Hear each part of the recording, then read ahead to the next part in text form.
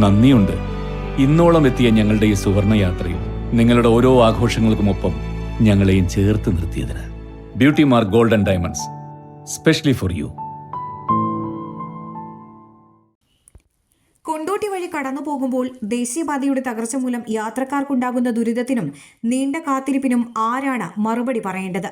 എന്തു നഷ്ടപരിഹാരമാണ് അധികൃതർക്ക് നൽകാനാവുക? രോഗികളെ കൊണ്ടുപോകുന്ന ആംബുലൻസുകളും മറ്റു വാഹനങ്ങളുമുണ്ട്. വിമാനത്താവളത്തിലേക്ക് പോകുന്ന ഒട്ടേറെ യാത്രക്കാരുണ്ട്. മത്സര പരീക്ഷകൾക്കും മറ്റുമായി ഇരുവശങ്ങളിലേക്കും യാത്ര ചെയ്യുന്നവരുണ്ട്. അവരെയെല്ലാം പിടിച്ചിടുന്ന കുഴികളാണ് കൊണ്ടോട്ടിയിലെ റോഡിലുള്ളത്. പലരുടെയും വാഹനങ്ങൾ കുഴികളിൽ ചാടി കേടാകുന്നുണ്ട്. അപകടങ്ങൾ സംഭവിക്കുന്നുണ്ട്. മാത്രമല്ല, കുരുക്കും തിരക്കും കാരണം റോഡിന്റെ ഇരുവശങ്ങളിലുമുള്ള വ്യാപാരികൾ അനുഭവിക്കുന്ന ദുരിതം വേറെ. ഇതിനെല്ലാം ആരുത്തരം പറയും? എന്ത് മറുപടിയാണ് അധികൃതർക്ക് പറയാനുള്ളതെന്ന ചോദ്യമാണ് ഇതുവഴി കടന്നു പോകുന്നവർക്കെല്ലാം ഉള്ളത്. രാവിലെ വിദ്യാലയത്തിലേക്കും ഓഫീസുകളിലേക്കും നേരത്തെ ഇറങ്ങേണ്ട അവസ്ഥ. വൈകിട്ട് വിദ്യാലയങ്ങളിൽ നിന്ന് സമയത്ത് വീട്ടിലെത്താത്ത പ്രയാസം. അങ്ങനെ കുട്ടികൾ മുതൽ മുതിർന്നവർ വരെ പലതരത്തിൽ വലയുന്ന നഗരമായി കൊണ്ടോട്ടി മാറിക്കഴിഞ്ഞു. വെറും പ്രഖ്യാപനങ്ങളും വാഗ്ദാനങ്ങളുമല്ല, നടപടികളാണ് വേണ്ടത്.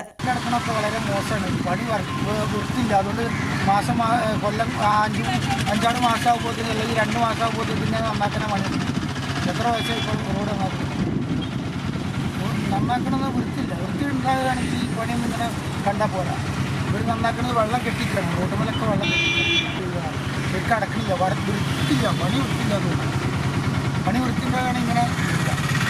പിന്നെ റിവേറ്ററിലൊന്നും പെയിൻ്റ് അടിച്ചിട്ടില്ല. ഹോസ്പിറ്റലിലേക്ക് അവർ പിന്നെ 5:30 മണിയായ ആൾക്കാർ ഇറങ്ങുമ്പോൾ തന്നെ ലൈറ്റ് ഓഫ് ആക്കും. അതും എന്നെങ്കിലും റോഡ് നന്നാകുമെന്ന ഉറപ്പല്ല. ഉടൻ നന്നാക്കാനും അതുവരെ താൽക്കാലികമായി അറ്റകുറ്റപ്പണി നടത്താനുള്ള നടപടികളുമാണ് വേണ്ടത്. നാട്ടുകാരും വ്യാപാരികളും യാത്രക്കാരും കാത്തിരിക്കുന്നതും യുദ്ധകാലാടിസ്ഥാനത്തിലുള്ള ഒരു അടിയന്തര നടപടിയാണ്. എയർ1 കൊണ്ടോട്ടി. സാധാരണക്കാരുടെ കുടുംബ വസ്ത്രാലയം ഷാദി സിൽക്സ്. ഇനി കൂടുതൽ സൗകര്യങ്ങളോടെ മികച്ച കളക്ഷനും വിശാലമായ പാർക്കിങ്ങും. ഷാദി സിൽക്സ്, ബസ് സ്റ്റാൻഡിന് എതിർവശം, കൊണ്ടോട്ടി.